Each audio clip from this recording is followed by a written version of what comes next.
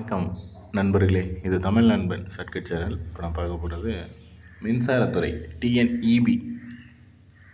அதில் இந்த கள உதவியாளர் அப்படின்ற போஸ்டிங் கொடுத்துருந்தாங்க. அதற்கான ஸ்டடி மெட்டீரியல் அப்படின்றது நம்ம ப்ரொவைட் பண்ணுறோம். ஸோ இதுதான் அதற்கான சாம்பிள் பேஜஸ் அப்படின்றது. மொத்தமாக பார்த்தீங்க அப்படின்னா 10 யூனிட். ஸோ ஒரு யூனிட்டும் பேஜ் நம்பர் போட்டு அந்த யூனிட் என்ன, அது எந்த பேஜில் ஸ்டார்ட் ஆகுது அப்படின்ற மாதிரி கொடுத்துருக்கோம். முழுக்க பார்த்தீங்க அப்படின்னா பிடிஎஃப் ஃபார்மெட்லேயே, ஏன்னா இப்போ இதுக்கு முன்னாடி புக்ஸாக கொடுத்துக்கிட்டு இருந்தோம். பட் இப்போ இருக்கிற டைமில் பிடிஎஃப் அப்படின்றது நம்ம படிக்கிறதுக்கு கொஞ்சம் ஒரு பெட்டர் சாய்ஸாக இருக்கும். ஏன்னா இதுக்கப்புறம் வரக்கூடிய நாட்களில் புக்காக போட்டோம்னா அது 2 நாள் 3 நாள் ஆகும் ரீச் ஆகிறதுக்கு. ஸோ அதுக்கு படிக்கிறதுக்கான டைம் அப்படின்றது நமக்கு பத்தாது. ஸோ அந்த காரணத்தினால பிடிஎஃப் ஃபார்மெட்லேயே கொடுத்துருவோம். பாதுகாப்பின் முக்கியத்துவம், பாதுகாப்பின் நோக்கங்கள், மின்சார அபாய வகைகள், இந்த மாதிரி ஒன்றொன்றும் எல்லாமே பாயிண்ட்ஸ் டைப்பில் இருக்கும்.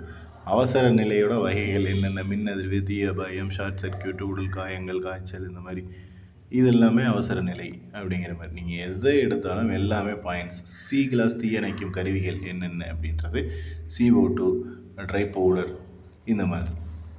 கிளாஸ் டி தீயணைக்கும், அதாவது அதில் எல்லாமே இருக்குது. நான் சும்மா எக்ஸாம்பிளுக்கு ஒரு இது சொல்கிறேன். மின்சார தாக்கங்கள், வெப்ப தாக்கம், காந்த தாக்கம், ரசாயன தாக்கம், ஒளி தாக்கம், உயிரியல் தாக்கம் அப்படின்னு சொல்லிட்டு மின்சார தாக்கம் அப்படிங்கிறது என்ன இருக்குது அப்படிங்கிறது எல்லாமே உங்களுக்கு பாயிண்ட்ஸ் டைப்பில் தான் இருக்கும். ஸோ படிக்கிறதுக்கு ரொம்ப ஈஸியாக இருக்கும். மெட்டீரியல் அப்படின்றது ஃபுல் அண்ட் ஃபுல் பிடிஎஃப் ஃபார்மெட்லேயே அனுப்பிச்சிருக்கோம்.